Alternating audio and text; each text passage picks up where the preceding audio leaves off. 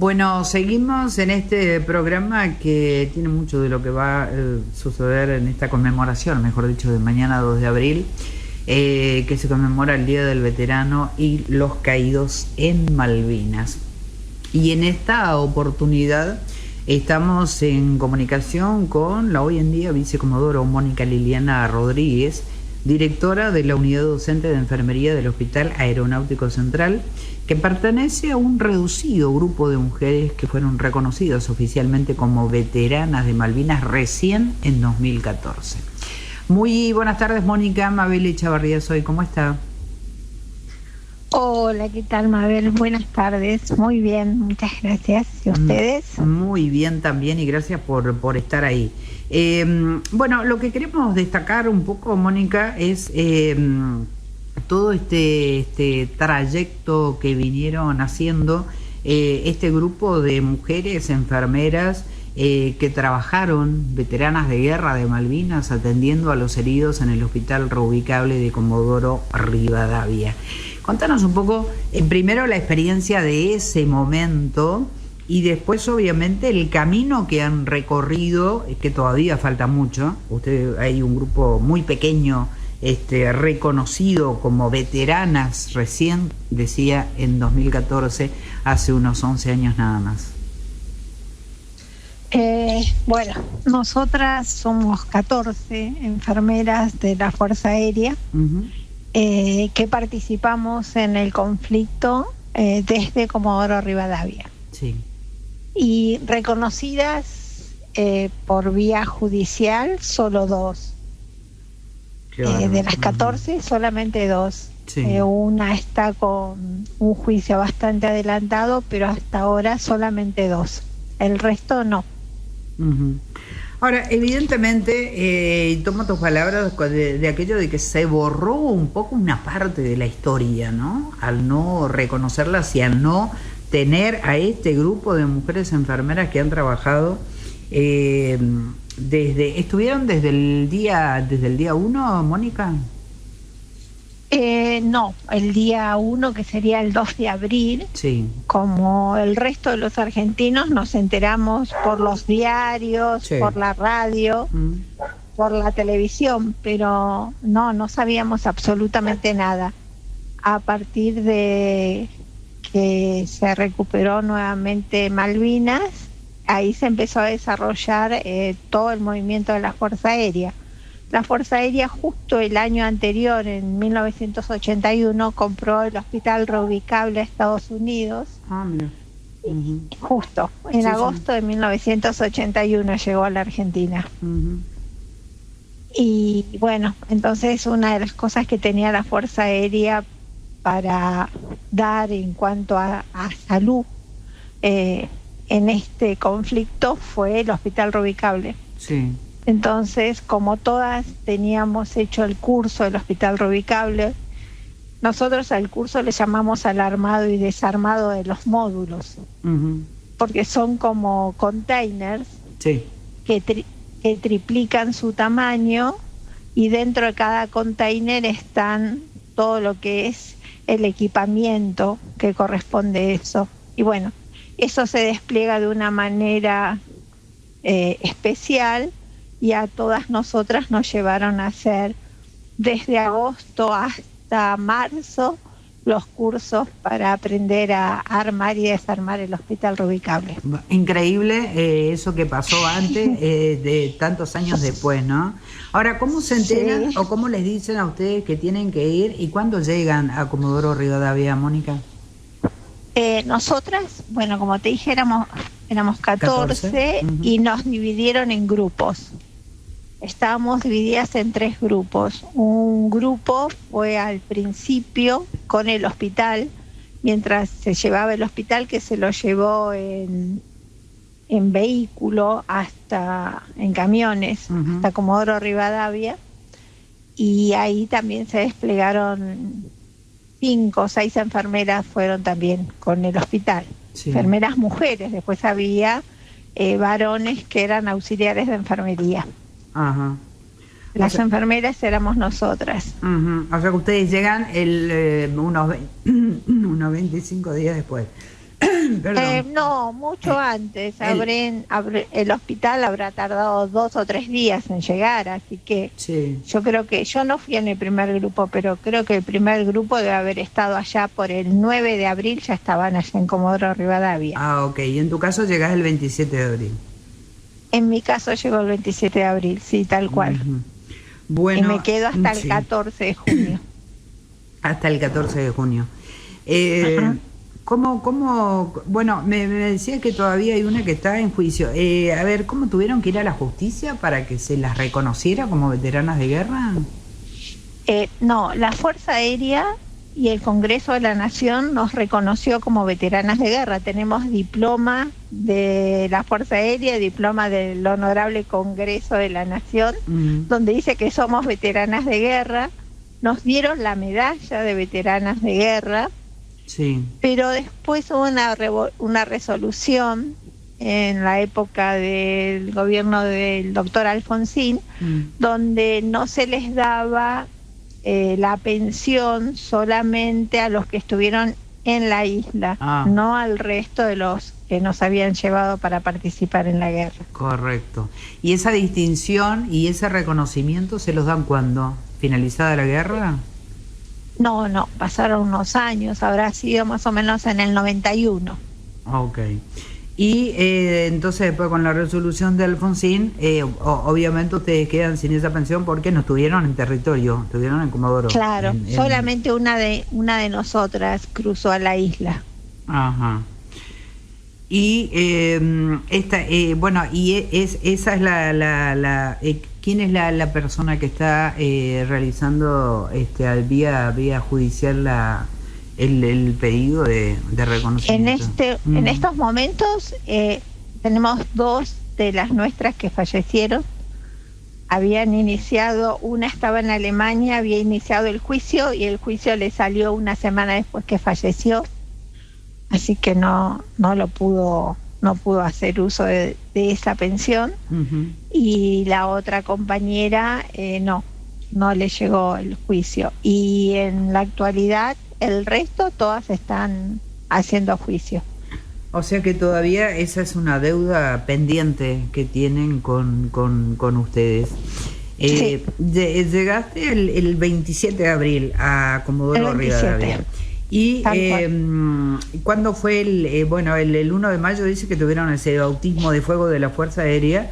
Claro. Bueno, y ahí es donde comienzan a ver, contanos esa parte. Sí, nosotros llegamos cuando apenas se fue el hospital. Todas pensamos que el hospital iba a ir a Malvinas y todas teníamos la idea esa de que íbamos a ir a Malvinas, pero por una cuestión del tipo de tierra que tiene Malvinas, que es turba, no soportaba el peso del hospital reubicable, por eso se quedó en Comodoro Rivadavia. Ajá. Y yo llegué el 27, preparamos todas las cosas. Yo, aparte de ser enfermera, soy instrumentadora, así que estaba designada para estar en el quirófano del hospital. Ajá. Entonces empezamos a preparar todo el material y el 1 de mayo, el día que por primera vez bombardearon los ingleses Puerto Argentino, y ahí atacó la Fuerza Aérea, que fue nuestro bautismo de fuego. La Fuerza Aérea nunca había intervenido en una guerra en la Argentina. Y bueno, y ahí a la noche el Hércules, como casi todas las noches, salía tipo 11 de la noche a llevar pertrechos y material de sanidad a Puerto Argentino, a las islas, y cuando volvía traía heridos. Y ahí empezó a traer los primeros heridos que hubo en las islas. Esto pasó hasta el día 14 de junio. Hasta ese día llegaron heridos. Qué bárbaro. Y fue difícil. Los primeros venían, eran atendidos primero en Puerto Argentino por el hospital, que había un hospital conjunto de las 3 fuerzas, que habían armado un hospital porque no existía. Y los primeros días ellos hacían las curaciones, a veces operaban, y venían los heridos más o menos en buenas condiciones, ¿no? Para seguir tratándose acá. Los últimos días fueron los peores porque ya el bombardeo era intenso sobre Puerto Argentino. Entonces allí ya no se podía hacer nada, casi nada en Puerto Argentino, y venían los heridos a ser atendidos en el hospital y bueno, nos desbordaba el hospital porque la cantidad que venían más de 60, 70, llegaron a venir 100 heridos en un vuelo. Qué bárbaro. Y el hospital no tenía tanta capacidad, entonces nos teníamos que ingeniar para atender, para hacer las cirugías. Los heridos estaban en las camillas, en los pisos del hospital porque no había camas ya. Así que bueno, esos últimos días fueron para mí los peores porque era esa impotencia de no poder hacer todo lo que querías hacer, ¿no? Claro.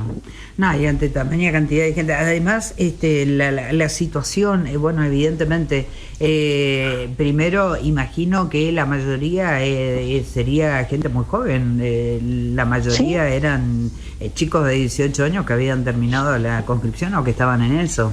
Y si no eran solamente soldados, eran también oficiales y suboficiales jóvenes, porque había alférez que tenían 20, 21 años, o cabos que tenían la misma edad que los soldados casi. Total. Entonces, la mayoría era gente muy joven, sí, es cierto. Y el mayor inconveniente, congelamiento seguramente de partes del cuerpo, ¿no? Sí, pie de trinchera, se llama pie de trincheras, y sí, la mayor parte pie de trinchera y después muchas esquirlas por minas. Había muchas minas antipersonales y a lo último ya, al querer escaparse de todo ese bombardeo, salían al campo, pisaban las minas y bueno, amputaciones y las cosas que uno ve cuando hay minas antipersonales. No, totalmente, una tarea durísima, durísima, y lo peor, poco recordada, ¿no? Y poco valorada también, obviamente. Sí, y yo creo que también poco recordada por nosotras mismas. Claro. Porque nosotros esto lo habremos empezado a hablar hace, no sé, 15, 20 años. Antes no hablábamos de eso. Ah, mira. Después que empezamos a hablarlo nos preguntamos ¿por qué no lo hablamos antes? Porque... Y era como protegerse también de eso, ¿no? Yo creo que sí, yo creo que fue eso lo que nos pasó, que nuestra psiquis hizo que no recordáramos todo lo que nos pasó, porque tuvimos que entre todas rehacer nuestras historias, y vos cuando llegaste, yo no me acordaba cuando había llegado. Entonces una de mis compañeras me dijo, no, pero festejamos mi cumpleaños, que fue el 28 de abril. Ah, mira. Entonces tendríamos que haber llegado un día antes. Claro. Ah, bueno, entonces llegamos el 27. Fíjate pero vos. Así rearmamos las historias. ¿Sí? Y bueno, me decís que después de muchos años, obviamente, bueno, y esta vida de posguerra, obviamente, afecta y las habrá afectado y mucho, seguramente. Primero, el recordar poco y nada, o tratar, o cerrar en una parte de la mente todo eso que se vivió, ¿no? Sí, sí, es así. Yo una vez me hicieron un reportaje dentro de la Fuerza Aérea y la periodista me preguntó cómo reaccionaron mis papás cuando volví, ¿no? Sí. Entonces yo dije, bueno, supongo que lloraron. Entonces ella me preguntó, ¿cómo que supones? Claro, no. Y es que y ahí, recién ahí me di cuenta que no me acordaba. Claro. No me acuerdo en realidad todavía cómo llegué a mi casa. Entonces eso... No sé si llegué a Palomar, si llegué a Aeroparque, pero yo vivía en Don Torcuato. Sí. De alguna forma llegué a Don Torcuato, pero no sé cómo. Entonces es todo como muy raro esto, ¿no? No, sí, totalmente. Increíble, tal vez también como esa... Bueno, bueno, seguramente un profesional de la psicología lo definirá mejor, pero son formas de protección, de guardar y de cerrar esa parte, ¿no? Sí, después de muchos años, y no por esto, sino por otro motivo, fui a la psicóloga y me dice, bueno, eso es lo que se llama estrés postraumático. Ay, claro. Entonces, uno protege su mente de tal forma que borra los recuerdos. Sí, totalmente. Bueno, eso te iba a preguntar, después de eso, bueno, por otro tema me decís, pero no por esto específicamente. No. Ajá. No, porque de esto no se hablaba. Claro, directamente no se hablaba. Después, No. ¿siguieron teniendo contacto entre ustedes? Cuando vuelven, ¿siguen trabajando en lo mismo o están se separan? No. Muchas 14. Compartíamos, seguimos muchas dentro de la Fuerza Aérea, otras se fueron de baja de la Fuerza Aérea, pero siempre mantuvimos contacto de alguna manera.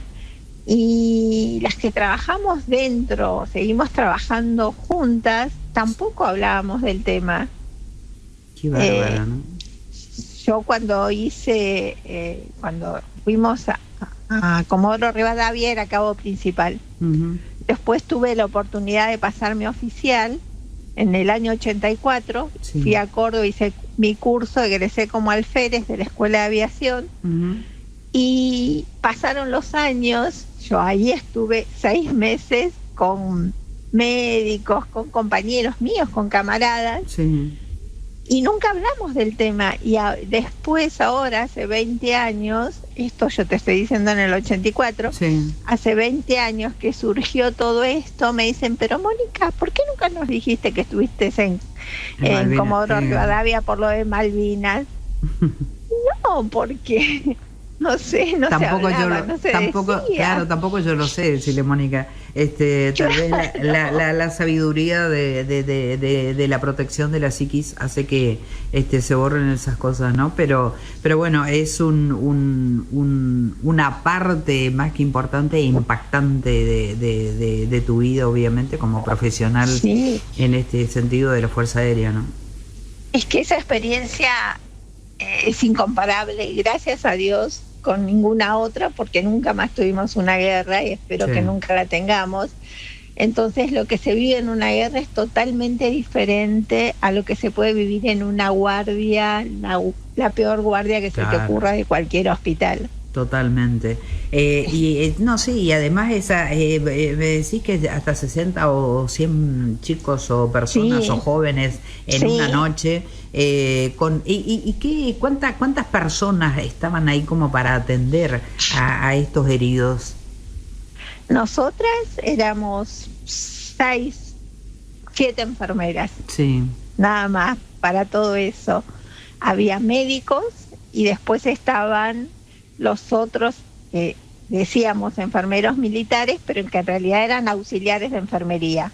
Ellos nos ayudaban, pero bueno, todo lo que es vías, curaciones, todo eso lo hacíamos nosotras. Claro. Así que trabajábamos mucho.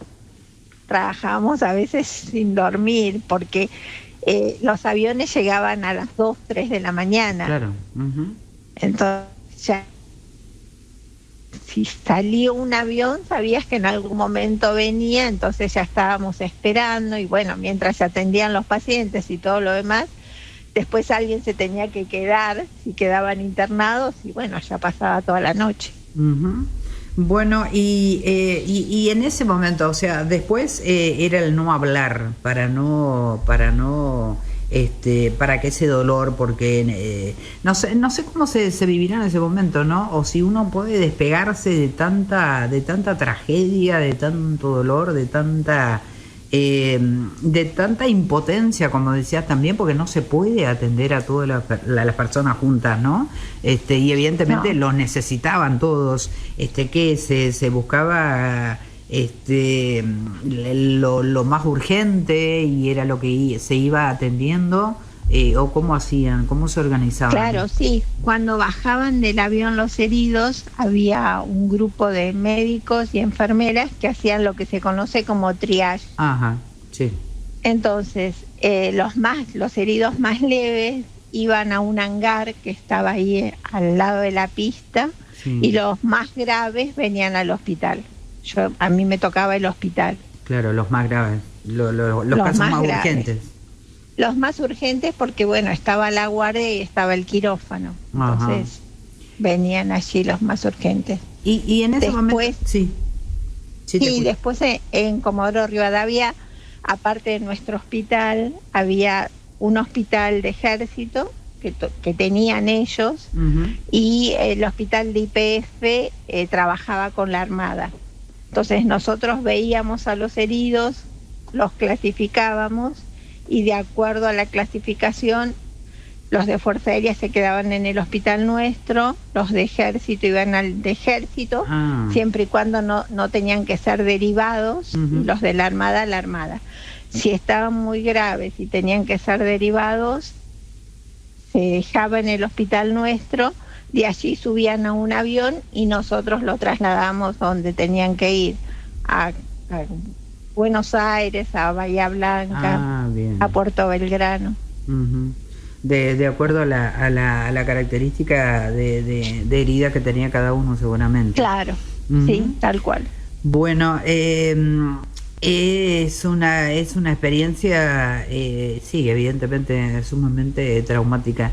Y a eso sumale, ¿cómo sintieron ustedes esa falta de reconocimiento también, más allá de que vos me decís que después de unos 4 años las reconocieron como veteranas y todo lo demás? Pero se habla poco de esto, ¿no? Sí, se habla muy poco. A nosotros nos gustaría que se hable más, pero después de los 40 años de Malvinas, ahí empezaron a hablar más de las mujeres. Claro, pero imagínate que pasaron 40 años, ¿no? 40 años. Es como que se visualizó más. Y yo creo que en el fondo nosotras, creo que se nos juntan esto de ser enfermeras y de ser enfermeras militares, ¿no? Entonces pensamos que lo que hicimos éramos lo que teníamos que hacer, claro, ¿no? Era nuestro deber por ser enfermeras, que es una vocación muy importante, y la otra por ser militares.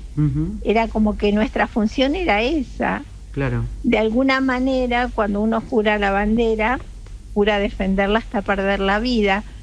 Y para nosotros dar la vida era esa entrega, ¿sí? No era estar en el frente de la batalla tirando tiros, sino estando donde estábamos, curando a los heridos. Me parece que esa era nuestra forma de entregar nuestra vida a la patria. Claro. Y por eso que al principio sentimos que el que no nos reconocieran era algo, bueno, nosotros lo hicimos porque era nuestro deber. Claro, porque lo tenían que hacer. Porque queríamos, porque queríamos hacerlo. Entonces, por eso al principio no sentimos tanto eso de no nos reconocen. ¿Y lo pensaron, y lo pensaron a sentir cuando comenzaron a hablar de esto? Sí, ahí lo empezamos a sentir, sí.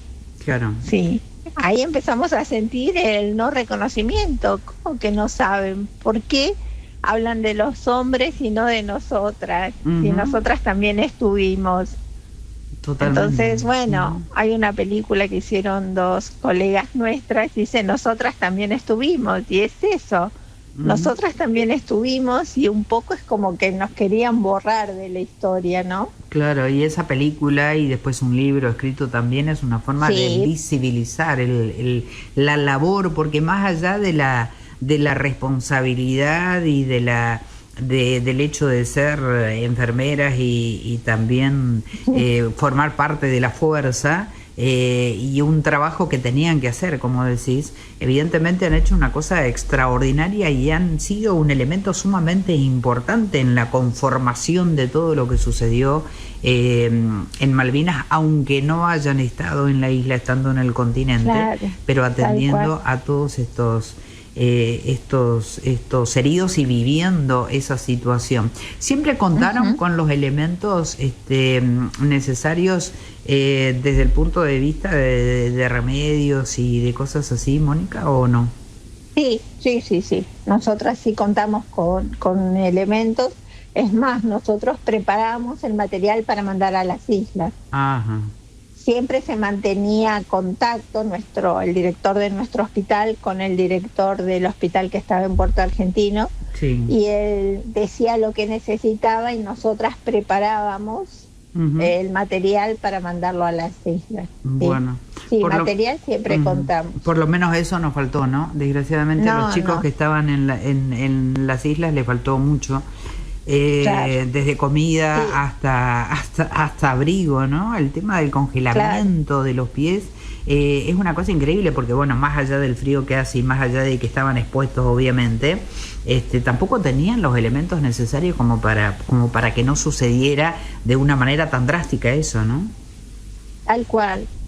Esa es una de las cosas que nosotras aprendimos y que no sabíamos que pasaba en la guerra. Cuando llegaron los primeros heridos, bueno, nosotras intentamos tratar de auxiliar desde la parte de la medicina, pero de pronto nos dimos cuenta que también necesitaban un sándwich y un mate cocido. Entonces aprendimos a que antes de que vinieran, nos poníamos y preparábamos todos, no solo nosotras, los enfermeros varones, los médicos, todos preparábamos mate cocidos y sándwich. Claro, algo caliente. Para esperarlos. Algo caliente. Para esperarlos. Claro, algo caliente y algo que pudieran comer. Qué bárbaro, impresionante de escucharlo y 40 años después impresiona, así que imagino el por qué tardaron tanto ustedes también en verbalizar todo esto que vivieron, ¿no? ¿Hay algún hecho que te haya tocado más y que lo recuerdes o que no lo quieras recordar? No, a mí no sé si es la palabra, pero bueno, tomala así. A mí me asustó, me sobrepasó los últimos días, porque las heridas, bueno, uno sabe cómo curarlas, cómo hacerlo, pero la cantidad, yo había trabajado ya 7 años en una guardia de un hospital público, en una ruta. Claro. Entonces había aprendido a atender heridos, ¿no? Sí, pero no. La magnitud me sobrepasó. Y algunos que pedían que los curáramos rápido para volver a las islas, porque ahí habían dejado en la trinchera a un compañero y que ellos tenían que estar, y por qué los trajeron y no podían seguir luchando. Qué increíble. No. Un espíritu que realmente eran hombres. Totalmente. No eran chicos. Es cierto, tuvieron que hacerse hombres en ese momento. No les quedaba otra. Pero un amor a la patria. Increíble. Esa es la palabra, increíble. Yo cuando los escucho ahora a veces en los programas de televisión y veo que todavía tienen ese amor a la patria y a Malvinas, se me pone la piel de gallina. Totalmente. Antes de charlar contigo, hablaba con el doctor Basel, que es experto en derechos humanos, y analizábamos un poco todo lo que todavía queda por hacer, ¿no? En este caso, bueno, queríamos destacar la labor que tuvieron ustedes como grupo ahí de enfermeras y ayudando, pero nos queda mucho todavía con esto de Malvinas, ¿no? Y esa conmemoración que hacemos todos los 2 de abril y ese feriado que muchos no saben de qué se trata, hay que completarlo. Está bien destacar el valor, el amor a la patria, todo eso, obviamente que sí, pero también tenemos que exigir una política exterior que haga que se pueda de alguna manera continuar en el tiempo en una misma línea para tratar de recuperar esas islas, ¿no? Sí, totalmente de acuerdo. La vía diplomática es la forma de recuperar algo que nos pertenece, porque es eso, recuperar. Malvinas fueron nuestras, nos las fueron sacando en distintas etapas de nuestra historia, pero como nos enseñaban cuando éramos chicos en la primaria, las Malvinas son argentinas. Absolutamente. Es eso. Y el 2 de abril es la recuperación, no la toma, es la recuperación de nuestras islas. Bueno, la verdad que ha sido un placer hablar contigo, Mónica, y bueno, en vos saludamos a todas las compañeras, las que están y las que ya no están, y no solamente a las 14, sino bueno, a todo el equipo que ha trabajado conteniendo a esos chicos, curando a esos chicos, porque eran chicos en definitiva, ¿no? Sí, sí. Bueno, tal cual. Muchas gracias por la invitación y por mantener viva esta llama de Malvinas. Así lo seguiremos haciendo. Mónica Liliana Rodríguez. Mónica, gracias por este contacto y buenas tardes. Gracias a ustedes, buenas tardes.